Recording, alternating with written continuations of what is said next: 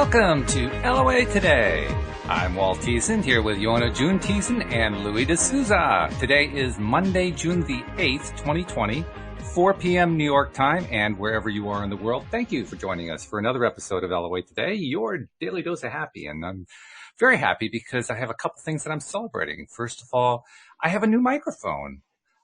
I got jealous of Louis' microphone because the higher end sound for his was better than mine. I said, I think it's time I look at a new mic. So I kind of found a model similar to the one he's got, and it is better. It sounds better. I did a side-by-side test, so I'm happy with my new microphone. Very good. Yeah, I know your an LOA purchase. It's an LOA purchase. That's right. And then the second thing I'm celebrating, listeners know that I've been working for quite some time on an app for LOA Today.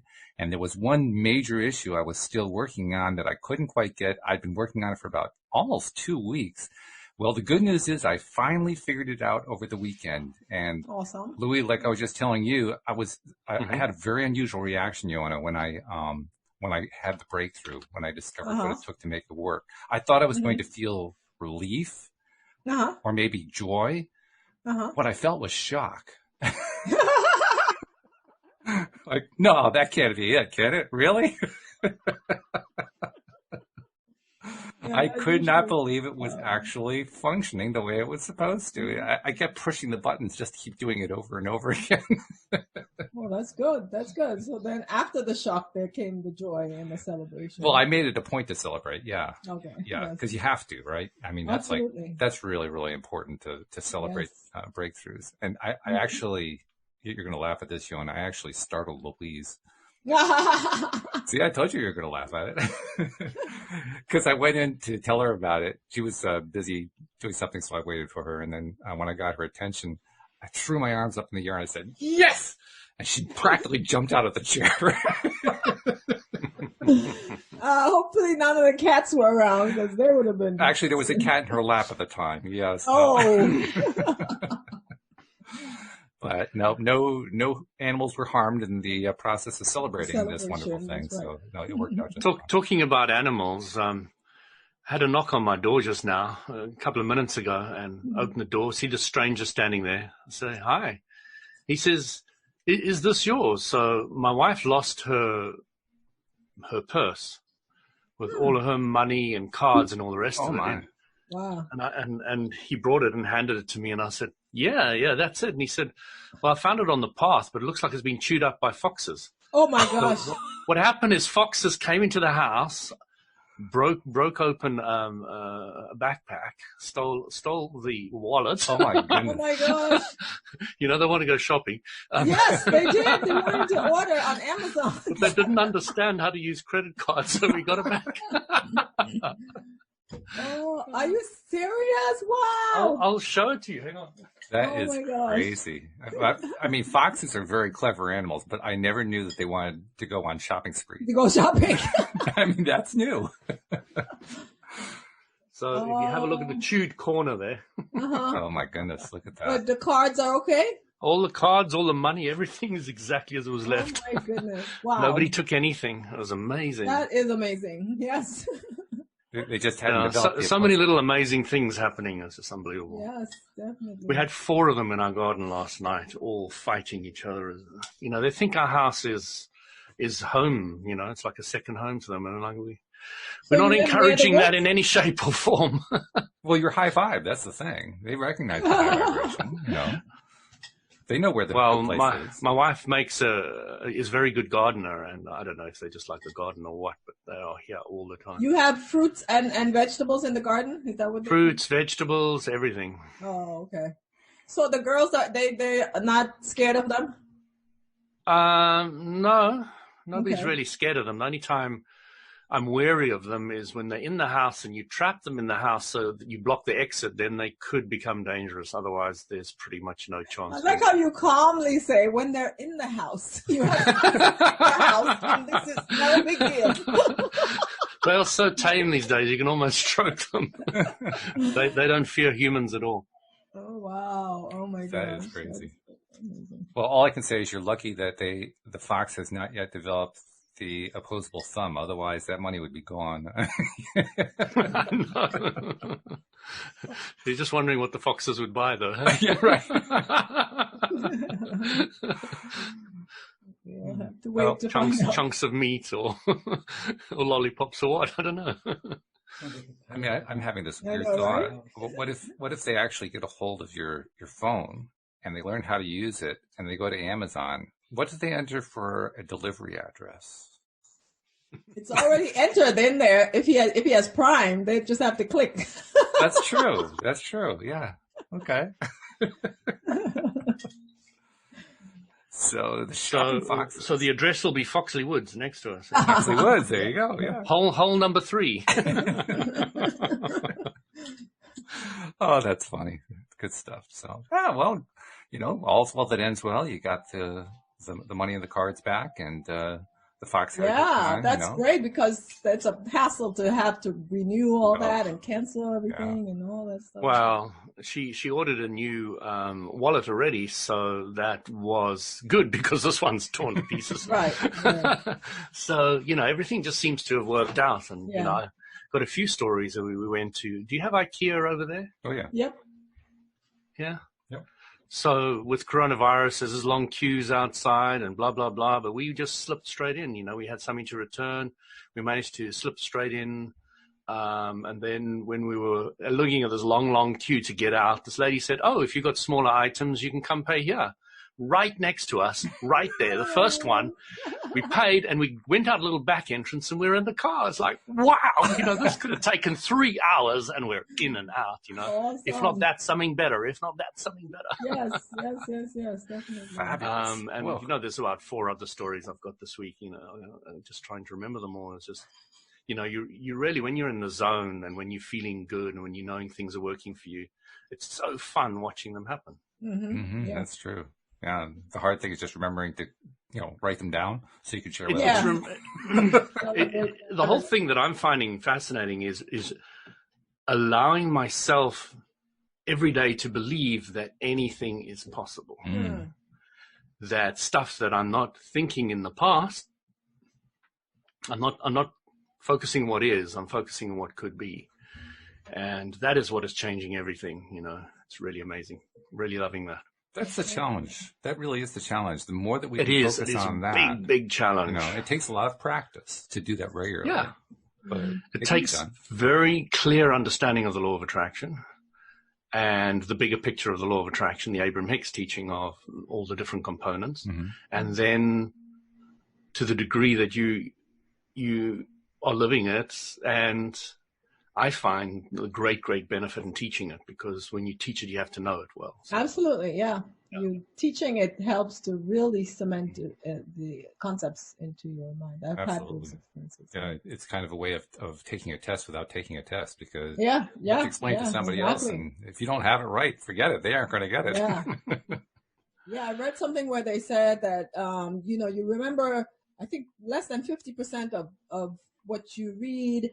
And there's another. Wow, that's a high percentage. I know, depending on how. But you remember something like 98% of what you teach. So okay. And Richard Bach Illusions, you teach best what you most need to learn. That's right. Mm-hmm. Yeah. Yep. That's one of Lou's my favorite indeed. books. And that's one of the reasons why I enjoy, preparing for the shows, doing all the research and stuff, because I think the person that's helped the most by all this is me. So sure, I really enjoy that. Well, that's been my philosophy from the beginning. I've always done this to help me primarily, and thank goodness other people get help from it too. But right, this is you narcissist. I am. Oh, I'm so narcissistic. Except perhaps I do care about somebody else, so I guess not completely narcissistic, but mostly. And why do you care about her? Because I care about people. That's all. I like people. Because it makes you feel better. You Yeah. narcissist. That is true. That's true. I say that proudly. I do feel better. Absolutely. When I'm dealing. I wish people understood that concept. I really do. It's a wonderful thing. It's a fabulous thing. No, That everybody's a actually narcissist. What a shock. ties in line with what the topic was supposed to be today. Oh, okay. Well, We've been supposed to be. We've been talking about it all along by the sounds of what you're saying. Well, on the periphery, yes. well, that sounds like an appropriate segue. So why don't you introduce the topic and Absolutely.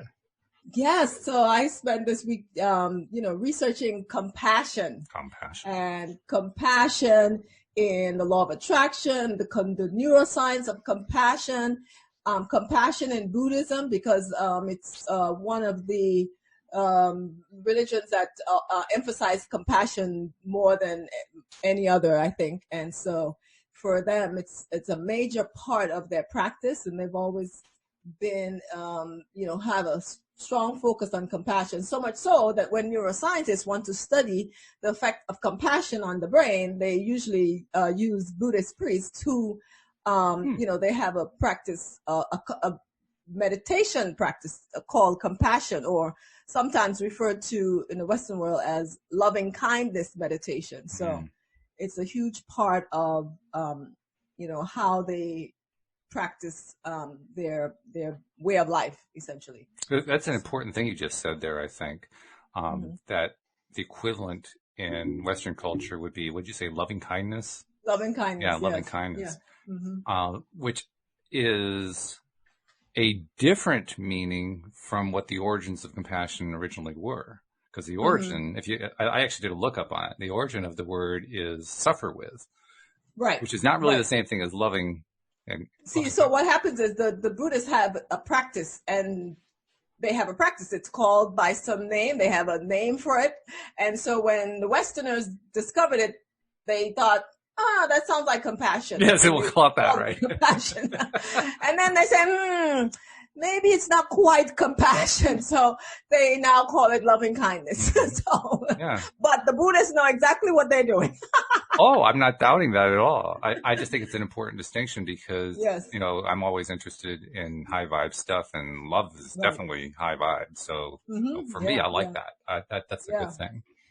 Yeah, and tying in with what Louis was talking about, the whole practice of compassion and loving kindness, actually, one of the reasons why LOA practitioners talk about it is because it makes you feel good. It puts you in that high vibration state. And so it's something that you want to do more, which is why the Buddhists have an actual deliberate practice. I mean, they spend hours engaging in this mental exercise of loving kindness and compassion, where they think about other people that they know and love and care about, and experience and feel those emotions, and then they try to expand that out to people that they may not know, or people they know, but for those who are not as, how should I say, it's not as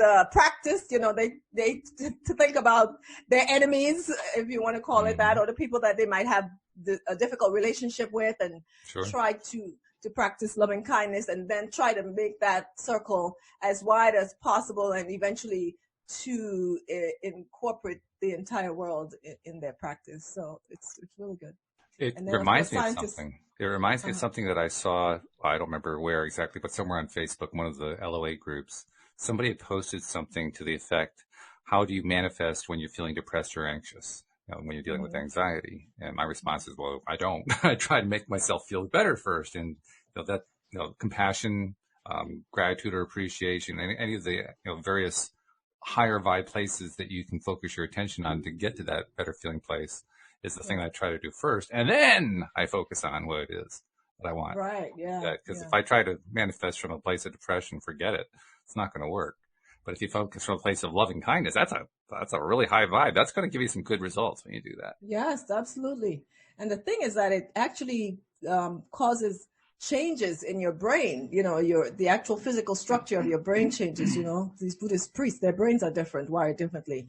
That it becomes not just something that you do at a moment in time, but it also becomes a state of being and how you interact with the world on a regular basis. So whatever situation or person they may encounter, their first response is that loving kindness, regardless of who it is or what the situation is. So it's really something admirable to strive for. So because with LOA, it's all about recognizing that we are all expressions of source energy.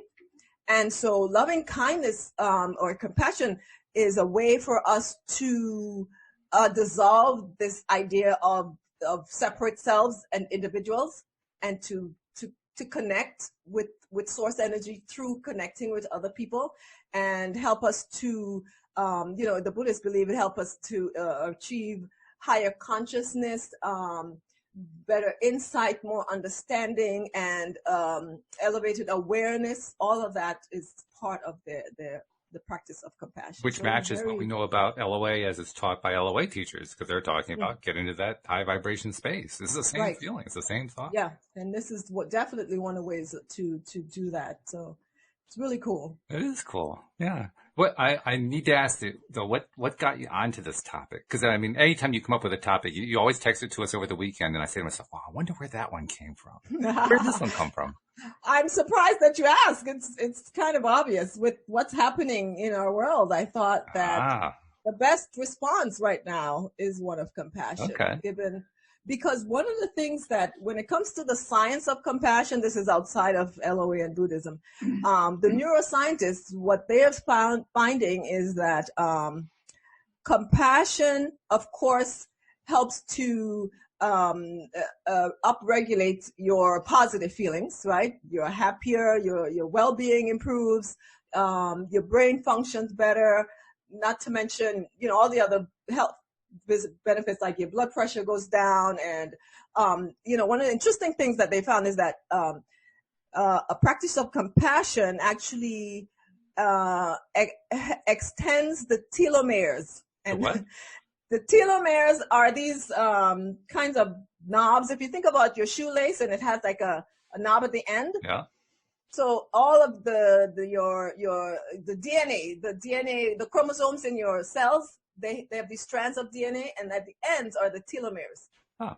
And as you age, the telomeres get shorter and shorter, and eventually, when you have no more telomeres, you die. So it's connected to longevity, and compassion actually lengthens your telomeres or preserves them from getting shorter, which is very fascinating. So there's so many benefits to practicing compassion. Of course, it improves your sense of connectedness with other people, social connectedness, and of course now social scientists and psychologists are coming to the understanding that is the most important marker for health. I believe it. And so compassion helps you be better at that. But the thing, what they're realizing, and this was really interesting, I saw this guy give a talk, and he was saying that when you practice compassion, it's different from empathy and sympathy, because sympathy is being able to recognize somebody else's distressing emotion. Mm-hmm. And empathy is actually feeling that emotion. Right. And but compassion is those two combined, but in addition, you are moved to help, to do something, to act, to actually make a difference, And what he's saying that with compassion, you are operating from this space where you recognize that, yes, there are these things that these people are doing. They're taking certain action. They have certain behavior. But at the core of that, there's an emotional need. Mm-hmm. And so when your practice of compassion is such that you are able to look beyond the person's actions and actually try to address the need. And even if you may not be aware of what the need is, you're more inclined to, instead of saying, well, you shouldn't do that. You should stop doing that. You shouldn't act like that. That's not going to help. You should really stop doing this. You should, the question then becomes, how can I help you? What do you need? How can I help make this better? And so that's where, the true practice of compassion comes from. And then when you do that, it helps the other person, it helps yourself, it helps the whole, experience, because a lot of times it's really not about doing anything, but it's more about somebody else needs being acknowledged. And that's simply what it is. So, I was thinking about the current situation, with all the protesting and all the Black Lives Matter. And, I think there's a need for all of us to exercise more compassion instead of, simply criticizing and judging and trying to determine what actions should and shouldn't be done, instead of trying to get to the core of the issue and decide, how can I help in the situation? I think there's also something to be said for the idea that if you're coming from a position of compassion, which we're defining as loving kindness, coming from a high vibration state. And when you're coming to help from a high vibration state, you're going to be more helpful just because you're at a high vibration state. Just that alone. So, yes, certainly it's good to ask, how can I help, and all that kind of thing. But just the fact that you're there, just the fact that you're putting out high vibe, means that the person you're wanting to help is going to be able, if they're receptive to it. They also have to be receptive. It's a two-way street. But if they're receptive to it, they're going to have more to grab onto, so to speak. They're going to have more that they can latch onto. And that's the beauty of high vibe energy. It transfers very well. Yes. And I agree. But, and this is my personal opinion, I feel like just, yes, your presence is important, and the high vibration makes a huge difference from where you're coming from. Mm-hmm. But, asking that question, or a similar question, it actually,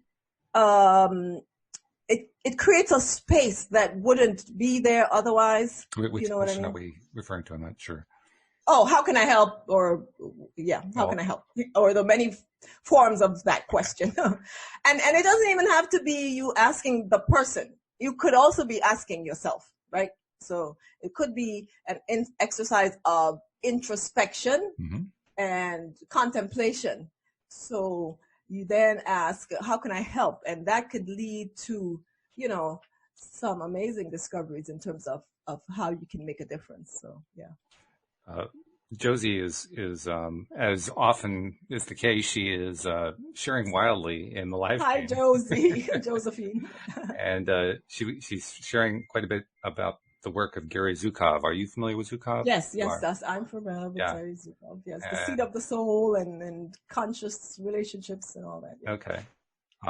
And she's drawing a parallel between what we're talking about here and what Zukov has to say. In one particular case, she quotes, the difference between a compassionate action and a fearful action is intention.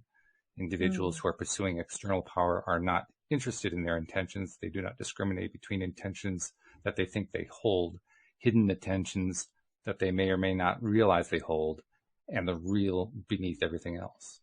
Yes, I agree 100%. Because that's one of the other things that's a part of the Buddhist practice of compassion.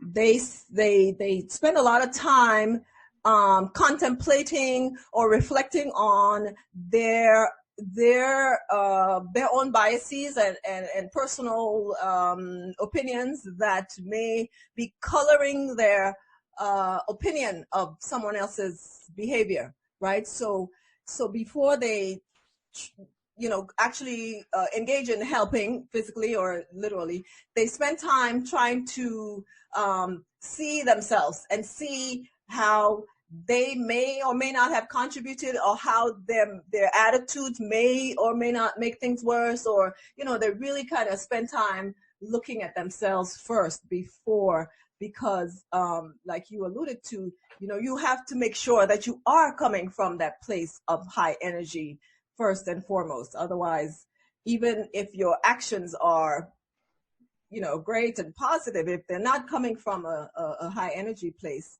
Yeah, the results are not often very nice. Yeah, exactly. Right. They're actually quite unpleasant in many situations. Yeah, definitely. It's true. So when we stay in that high vibe place, it's definitely a better thing. Yeah. Louis is uncharacteristically quiet. I know. I think it's because you and I are kind of dominating things. So I'm going to just turn the mic over a little bit and see what kind of thoughts are you thinking about, Louis? I'm just practicing compassion. Love it. I love it. Yes, indeed. Yes. Yes. I can talk all day. The Buddha would approve. The Buddha would, yes. Yes. I have a question. Josephine says for Iona and Louis. Have either of you ever researched the related to practice of wisdom by indigenous people? So, I don't know if this is considered research. So I was, as a kid, creating a hiking trail, and to that end, I was allowed to go pick up some prisoners and take them out into the bush, and they helped me make the trail.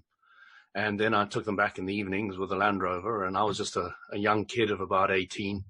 One of the guys that always wanted to come with me was a native witch doctor, a Sangoma, and he was fascinating because he used to go and dig up roots and herbs and all the rest of it, and different branches and trees and leaves and all the rest of it, and he'd have a whole bundle he'd take back to the prison with him afterwards.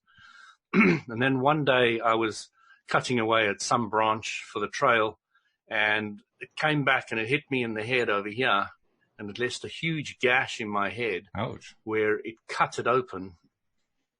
So what he did was he went around, he looked around for a bit, he found a tree, he cut off a branch, then he cut the tree in half, the branch in half.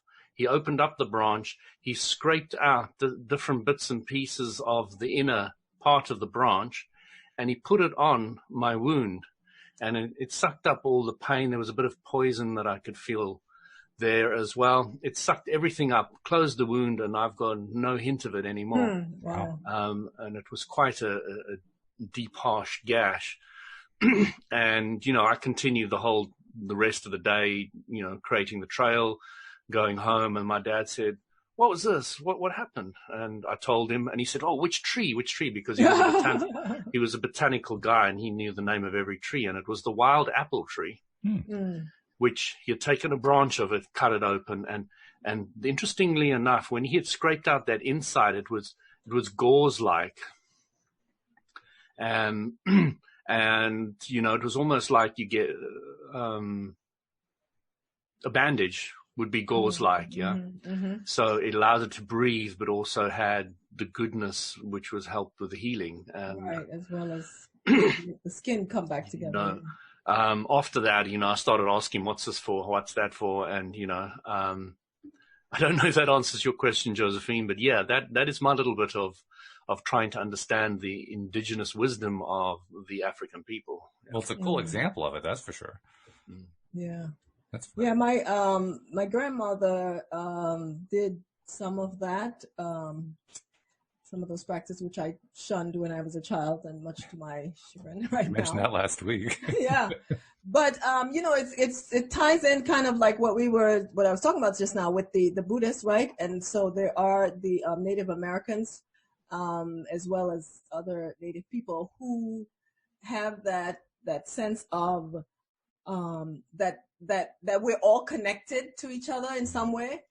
And when I was looking at the compassion thing, it was one of the things it said is that there are no givers or receivers. And in other words, whatever you do to someone, you're really doing it to yourself, because we're all one, connected. So when you give, you're actually receiving, and when you receive, you're actually giving, kind of thing. And it ties in with when they practice compassion. One of the things they do is they envision, for example, if somebody has a particular wound or some physical ailment, they either envision the person being healed, or they will actually take on the ailment visually to themselves and heal themselves, because they recognize that it's connected. And what's fascinating, this is going off on another tangent, but that's all right. We do tangents all the time. Not a big deal. there is this group of neurons that we all have in our brains called the mirror neurons. Right. I don't know if you guys ever heard of this. And these mirror neurons, they get activated when we see someone do something. And what it does is it then triggers our motor neurons to copy that action. And it doesn't just activate motor neurons, it also activates sensory neurons.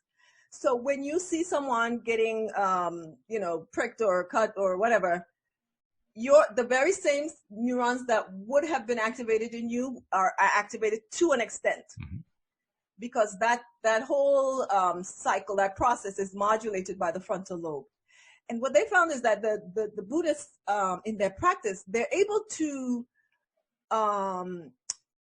activate and copy and simulate the suffering of other people without taking on the negative aspects. They do that in order to gain insight and understanding.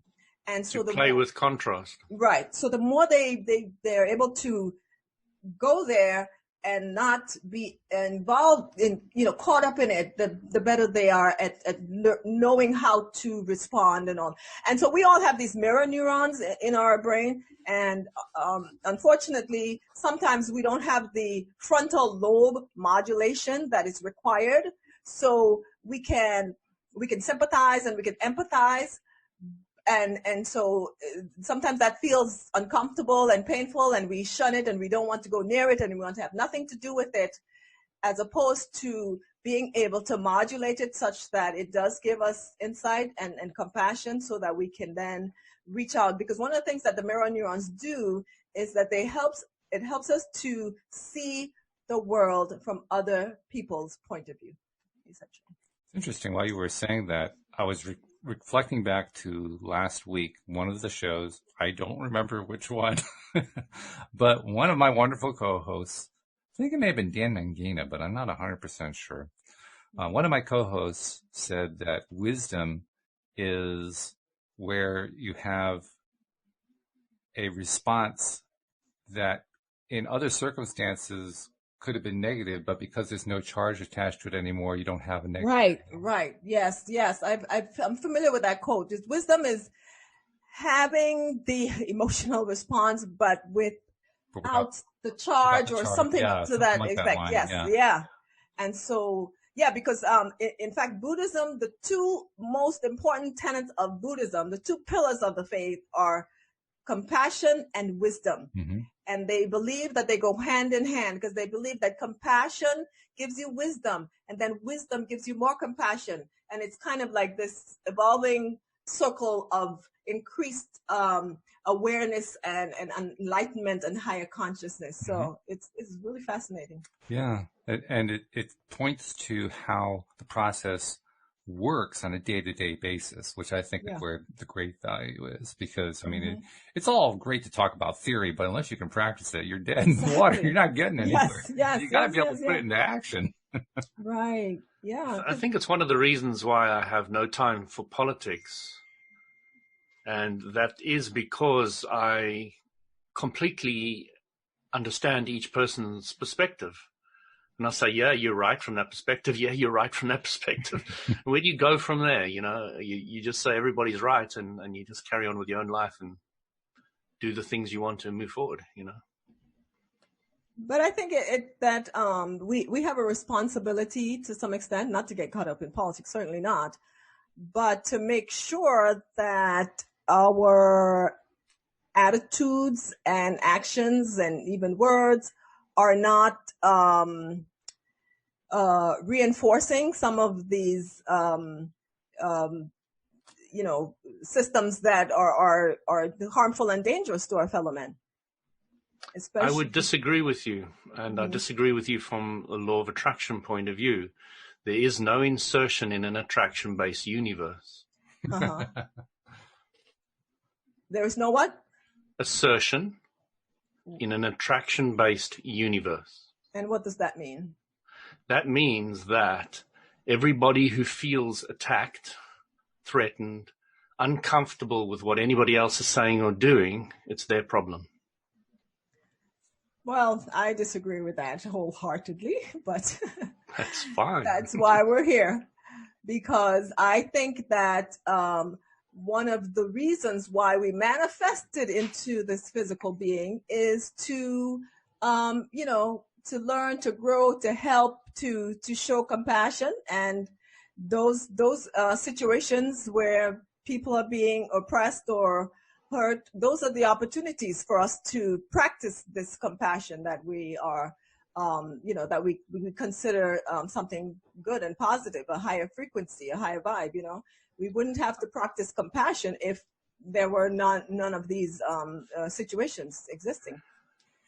So you've been talking about the idea of a Buddhist who will take on board this negative experience and be able to sit there with a neutral thing and not experience any negative feelings and experiences towards the whole thing. So basically, it's an Abraham Hicks perspective, which is saying, if you want to help somebody maintain your own high vibration, do not come down to their level, because when you come down to the level, you're useless and powerless. So right. once you understand that nothing's ever going wrong for anybody ever. I don't agree with that. That doesn't, I'm not saying that you have to go, dissolve into somebody else's pain or suffering. That's not what I'm saying. In fact, the Buddhists, that's not what they do, because that's why they practice this deliberately. I mean, on a daily basis, they spend hours doing this so that they can, take on these feelings to understand it and then be compelled to act and to do whatever they can, or find whatever ways they can help to improve the situation, whatever that is. It doesn't mean that you become associated with or identified with those feelings. No, on the contrary, you recognize that fellow human beings who are also expressions of source energy are having a particular experience, and it provides you an opportunity to exercise, to practice, to demonstrate, to feel, to show compassion, loving kindness, concern, care. That's what I'm saying. So it's not about you taking on that. And in fact, when you understand that you can, recognize and feel the emotion without, being caught up in it in terms of your own energy going down with them, that's not what I'm saying at all. So you don't want to offend the microphone, by the way. I know. Yes, I have to be compassionate. Right. So I'm not purporting that you do not have any action. What I'm purporting is that the action you do have comes from a place of alignment. Absolutely. I agree with you 100%. And when you acting from that perspective, you are not necessarily thinking or perceiving anybody as broken, anybody as having an experience that has not there, that has any other reason for being there other than to help. Yes, and it's maybe there for them to help, but at the same time, that doesn't mean that you can't help. That doesn't mean you that can doesn't help, as I say, but only from an alignment perspective if you really want to be of any benefit. Yes, and that's what Walt said, earlier on, from that high vibrational place. That's important. That's critical. But at the same time, but again, I've really noticed that I don't see anybody broken anymore. I don't see anybody who is not in a position or not being given the perfect situation for them to help them expand. Mm-hmm. And you can definitely see that, but that doesn't exclude your being able to contribute or make some kind of positive contribution. I mean, you're a coach. You help coach people. That's part of helping. So I'm not sure what the issue is. I mean, we're both saying the same thing from a slightly different perspective. And I don't mind helping people, but only when I feel is right. And I'm very clear about that now. I don't ever try never to see anybody broken. Actually, it's almost difficult for me to see anybody in any circumstance to be broken. Yeah. To see a nation, a country, a race, a tribe, who's going through a specific problem at any moment in time. I just see that as a beautiful experience to help them expand. And it's a very different perspective than it is to say, oh, it's terrible and it's wrong and it's bad and that's all the rest of it. To saying, oh my gosh, look at this beautiful gift that they're giving themselves so that they can help them grow and understand and see clear and have more compassion. Yes, well, if even if it means you helping them see that, you're still helping. The point is that no, I can't help them see that. They may look at me and see, hey, he's compassionate, and I might want to be like that, but I can't make anybody. I didn't say make. I say help. Okay. And the point is, I can't see the difference. Well, yes, one is completely compelling someone, and one is actually showing them the way. It's two different things. Okay, I can see somebody helping in a way that is compelling, but yeah. Exactly, yeah. The point is that that's one of the tenets of compassion as far as the Buddhists are concerned, because their idea is that it's easy for us to sit here and determine and judge whether this is something that they need help with, or they don't need help with, or they can benefit from, or it's their own calling, or whatever. But when you take the time to stop and do the introspection, then you might be open to a different perspective, right? So right now your perspective is whatever's happening to them, that's what they attracted or called or wanted or desired or whatever. But there might be a different perspective to the whole thing. The possibility exists, right? That's all. Absolutely. But what is that possibility from your perspective? You know what the possibility is? I have learned so much how important compassion is, and now I see opportunities everywhere to actually practice this compassion. So that's absolutely. That's the law of attraction. When you focus on something, it'll draw more to you. Right. And so when I see people that are, acting or in a certain way or doing certain things, I stop to think more in terms of what is it that they need as opposed to why they're acting that way, and how can I help that situation? Just like when I may be in need of whatever, I would like for someone else to actually, a fellow human being, to reach out, extend their hand of compassion to me. And so I do the same. As I said, no giver, no receiver. What you do to them, you do to yourself, right? Because when you show compassion to others, you're also actually showing compassion to yourself. So that's Can you show others compassion if you haven't first understood, become compassion yourself? No, and that's why you practice it, right? That's why you engage. So you mentioned you feel better when you give them compassion. I would say first make sure that you're in a place of compassion, Absolutely. Then offer it, and then you might get that ripple effect coming back that you feel more compassion and so on. I agree 100%. That's what the practice is all about, You so having compassion for yourself, having compassion for others, and then the cycle continues. So Jeff says that the Buddhist principle is you can't change the world, you can only change yourself. Mm-hmm. I agree. And that's why they, sometimes, like I said, they take on some of these sufferings on themselves, because they realize that sometimes these manifestations that they see in others might be actually a reflection of some of their own inner shortcomings or whatever that needs healing. So, yeah. That's an interesting point that you just touched on there, though, the idea that they take on the sufferings of others. Because as I don't claim to be an expert at Buddhism, don't get me wrong on this, but I have looked into it a little bit. And as I understand it, while they refer to suffering quite extensively, when you look at what regular practitioners of Buddhism actually experience, they really don't experience suffering. No, right. Which is they a don't. really interesting distinction. Yes. In other words, so it's almost like we need a better phrase. It isn't so much they take on the suffering because they don't actually experience the suffering. Right. It's right. more yes. like they connect to the suffering without it actually having any effect on them. Is that right? That's the challenge of the English language. Yeah, no kidding. to explain all this, but yeah, it's even difficult for the people who study it. And yeah, I'm sure.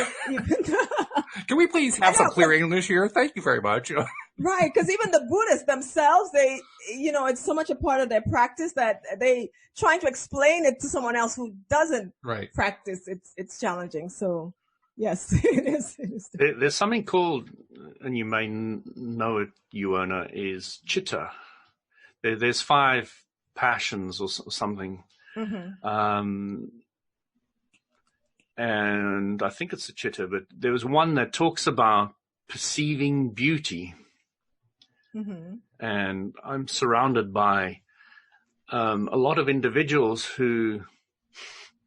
young male type, who perceive beauty more in a sexual way rather than as just pure beauty. Yeah. When I see some people who are not able to look at a girl who's underage and perceive their beauty because they're underage,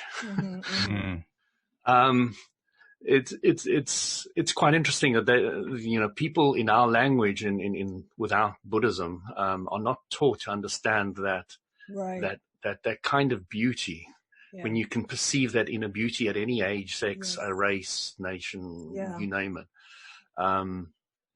And I really like different aspects of the Buddhist philosophy. Definitely, it's quite amazing. One of the things that they do in their meditation practice is to try and understand their own issues. So, relating to what you're saying, people who aren't able to perceive the innocent beauty of a child or a girl, regardless, there's this whole societal, I don't know how to describe it, norms, value system, whatever you call it. That tribal value system sounds good. Yeah. Yeah. That kind of just clouds your perception of your vision, and life, and so you're unable to kind of reach beyond that and see things. And so that's one of the reasons why they part of their compassion is practice is looking at themselves and looking at their issues. And it goes back to with what the neuroscientists are discovering, right? So when we have these mirror neurons that allows us to put ourselves in other people's place and see the world from their viewpoint, because it gives us a completely different perspective sometimes, because I've lived as me all my life. And so that's how I've experienced the world. But everybody else has had a different experience. Yes, I may have similarities with, the people who come from my village and my country, and similarities with Black people and women and all that kind of stuff. You have things in common, but you still have a very unique perspective.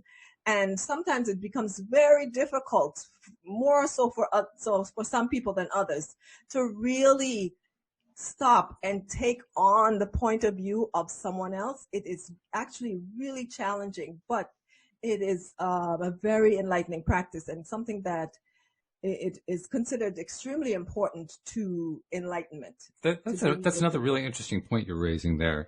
And the reason I say this is, you can check my brother on this, because obviously we had the same experience with the same father. Right. Our dad, from a very early age, taught us, and he taught it to us as if it were a Native American concept. I'm not sure if it actually is, but that's what he taught it to us. The idea of always look at the world from the perspective of others. The cliche phrase is walk a mile in someone else's moccasins. And that phrase... so Marcus going like, oh, I remember something like that. It obviously made a big impression on him. I know, right? He said the moccasin phrase triggered something. That's all he remembers. That was the one that Dad would repeat over and over again. Okay, yeah. So So he does have a very faint memory, but I don't think he I think thought about it the full consciously phrase since. was something like, before you criticize somebody, walk a mile in his moccasins. Yes, I am familiar with that expression. You are, Yes. okay. So we're not completely anarch, we actually have some relevance for today. That's a good thing. Right, definitely. Oh yeah, that's very relevant. But we got that very early on, and I don't think it ever really occurred to me that that was an exception. I think I kind of figured everybody experienced that. But when you were talking just now, I realized they probably didn't get what we got, Right. That's you know? true. Because Yeah. for me, it's second nature now. I have, for all of my life, and Mark may not remember the phrasing, but he certainly, models the behavior. All of our lives, we have constantly been looking at things from everyone's perspective. Yes. And it can actually be confusing until you finally get a sense of who you are and develop your self-confidence and so forth. But it's also, like you say, it's very enlightening to kind of think about, okay, so what's this person experiencing as they're doing X? And what's that person doing as they're experiencing Y? And I'm interacting with this person, I'm getting this kind of response. I wonder what's going through their mind that makes them think that. Whereas this person's giving me a completely different response, and they're even hostile about it. Like, whoa, well, geez, I wonder what's going through their mind. And, it's just like this ongoing thing that's just part of my psyche now. Yeah. So I'm going. In fact, there's a phrase that's familiar in psychology called theory of mind. What is it? And it refers to the ability to assess people's mental state, emotion based on what they're doing. So you see how they're acting, and you are able to look beyond that to understand or more like, okay, what's going on? What are they feeling? Because you can't see that necessarily, or they're not telling you. And so and this is something that they talk about in terms of children are unable to do that until up to a certain age, because at certain age, they're very much, they think they are the whole world kind of thing. And then it extends to, they identify with their mother. And then it starts, they start making that distinction between them and the mother. And then eventually between them and other people, where they're like looking at other people's action and maybe trying to figure out, okay, what's happening. And that comes with, certain brain development. But theory of mind is something that is, it's a huge area of psychology, because a lot of people are understanding that certain, like people like criminals and other people with mental disorders aren't able to do that. They aren't able to actually exercise that kind of theory of mind. And so it causes them to, first of all, not understand people's pain and suffering, and then they are inflicted, and then they don't understand why people do certain things they do. It's the world is very confusing for them in that sense. Well, yeah, until you truly understand how to differentiate between yourself and others, it becomes almost impossible to navigate. Right. You have to have that differentiation, and that develops over time, of course, as you develop your selfhood and your confidence and all that. But until that happens, it can be very confusing. I'm kind of sitting here in shock over the idea that most people don't learn that. Maybe it's true. Maybe they don't. I have a feeling, though, that people do learn it, at least on a subconscious level. They may not be aware of it, but I think people do learn. So here's the thing: I think a lot of us know it in theory, that option exists. And here's the thing, right? You can do that if someone actually charges you to do that. So like if you in school, I don't know if you guys did this, but we had debate teams, and you were assigned a side of the debate question, right? Pro or con. Every other school did that except ours. We didn't do that. Right. And sometimes you had to prepare both sides, because you never know what they're going to call you to defend. So there was always that you had to have the whole picture. You have to have both sides. So people can do that when they're charged or someone asks. But when it comes to sometimes emotional situations, that's where the challenge becomes. That's where it's challenging. So, in all the relationships, parent, child, husband, wife, employer, employee, protesters and non-protesters, people are so emotionally charged, the part of the brain that allows them to see both sides is shut down. And so they only can see their perspective and their viewpoint, and that's the only right one, and everybody else is wrong if it's not in alignment. One thing I watched change with me over the years is I was very much against, in every shape and form, emotional conflict. I used to run a mile, and that's an understatement of the year. Mm-hmm. And over the years, as I come to understand myself more, I actually quite enjoy emotional conflict. Mm-hmm. I really able to understand what it is, where it is, and to be so centered that I can deal with it with ease. And it's really a nice place to be, because people do throw emotional conflict at you now and again. I was thrown a curveball the other day, and I was like, wow, that hit me. And I could have come back with this and this and this. So, obviously you can still be affected here and there, but it's really a fun thing. But I wanted to talk about something else quickly. Talking about compassion we have today. Now, one of the most compassionate people I've ever met was somebody I called my mentor. I don't think I've ever called this to her face. So that's what a true mentor is, somebody who doesn't need the title or want it or whatever. Yeah. And so I was a searcher. I didn't have anybody who really understood me, and I was in a shop that I really liked. It was a what do you call those shops that sell herbs and pills and natural foods? Those kind of shops. So, I really liked the girl there, so I used to go there quite often, chat to Quanta. And then I said to Quanta one day, and I said to her, I really would love to learn reflexology. So behind me, this lady says, well, I'll teach you. It's like, what? Who are you? Asking it is given. So she said, here's my name and number. Come around and I'll give you a few treatments, and I'll chat about it. So I was stunned by this. I've got her name and number here, and I was like, what do I do with this? And then, do I take it seriously, or, what do I think, or what don't I think? And then, months went by, and I was like, I've got to get to her. And then I phone her up, I make an appointment, I get on my bicycle, and I'm cycling to her, and I get a puncture halfway there. So then I'm like, am I supposed to go? Am I not supposed to go? What's the universe trying to tell me? And then eventually I said, I'm definitely going to go. I phoned her up. I said, I can't make it today. I've had a puncture halfway there. I'm not going to carry because, she lived a long way away. Let's reschedule. We rescheduled. But then I had to postpone for about another 2 months. And I just couldn't believe it. What's going on here? But I had this inner determination that I was going to get there. Mm-hmm. So eventually made an appointment. I took an extra tire tube with me. I took my pump with me. I took all my kit with me for punctures. And I left 2 hours early and arrived 2 hours early. So I sat in the park for 2 hours. Then I go inside, and there she sits, and she massages my feet, and we have a good chat.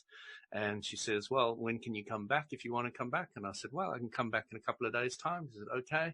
And then I started going to once or twice a week, every week for years and years and years and years. She had a whole bookshelf of books. And she had so much compassion that I gave her full permission on my own way and my own level to teach me.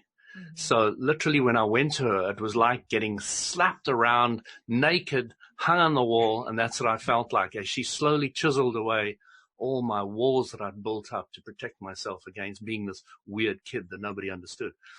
So, when I was cycling to her, after a while, I was literally on full compassion and love and a feeling of absolute, I was floated on that bicycle all the way to her and back. It was just, no more punctures, no more nothing.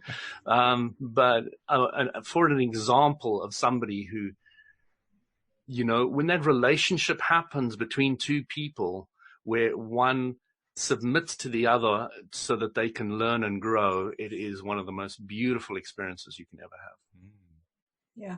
I wanted, as Louis was talking, it occurred to me that, this lady showed compassion to you. She could have said, you know what, whatever problems you have, you need, and so you're going to stay with it. And I'm thinking about doctors and therapists and psychologists and psychiatrists who are, it's their profession to help, and some of them are LOA practitioners in their, and so they're recognizing the need. They have the gift or the training or the qualifications to help. And it's the same with all of us. We can help in our own way. So we don't have to say that, these people, whatever they're going through is there for, whatever reason. And whether we say that or not, that's not the issue.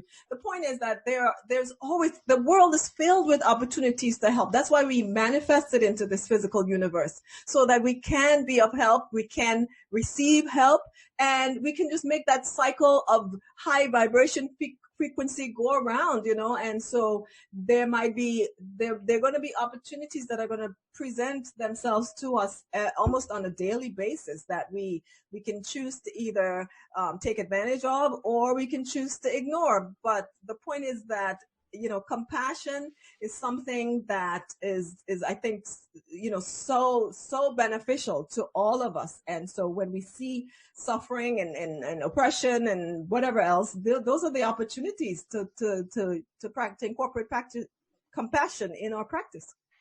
Speaking of helping, I want to remind people that that's one of the reasons why we do the show 5 days a week. So here's my segue to doing the promo that says, if you're not subscribed, we're over. Please become a subscriber. And there's going to be news in the next few days about how you can also get the app. Yes, it is about to come. It's not quite here. A few little things have to be fixed, but the major issues have been resolved. So it's coming very, very shortly. But in the meantime, be a subscriber because, well, first of all, that's how you'll find out when the app is available. And second of all, it's a great way to get help every day and to give some help too, because every person who's listening is also part of the conversation. Some people actually become part of the live stream and they participate that way. But all of us are participating in helping ourselves and others just by focusing on these types of things. So become a subscriber. Go to the homepage of the website, loatoday.net. Also check us out on YouTube. Subscribe there as well. Just look for LOA Today podcast videos and follow along. Join the community of people who are trying to make this a better place by raising everybody's vibration. Everybody gets to a better place. And when we do that, everybody benefits. Isn't that right? Yep, absolutely. So it's good stuff. So thank you guys. Good discussion. Really good. Yes, absolutely. I enjoyed preparing for it and talking about it. As you usually do. Yes. Thanks, live streamers, too, for your contributions, Jeffrey and Josie. Jeffrey, I didn't really mention Jeffrey, but Jeffrey was going off on a rampage of appreciation there. I mean, he was just... Well, you know what? I should add that this topic was actually motivated in some small way by what Jeffrey asked last week, because the last question he asked was, how can I help? Okay. So there you go, yes. Jeffrey. You played a role both. And, Jeffrey also had the word you were looking for, Louis. It was apothecary.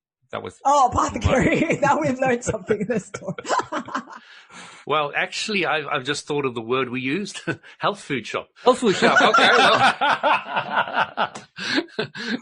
English is a multi-valued language. There's all kinds of ways to express it. I like apothecary. I'm going to start incorporating that. That's a good word. I just love the girl's name, Quanta. What a name. He has his priorities straight. That's a good thing. Yes. Quanta from the apothecary. I love it. So thank you, guys. Thank you to our listeners as well. And we will see you all next time here on LOA Today. Goodbye. Bye-bye. Bye.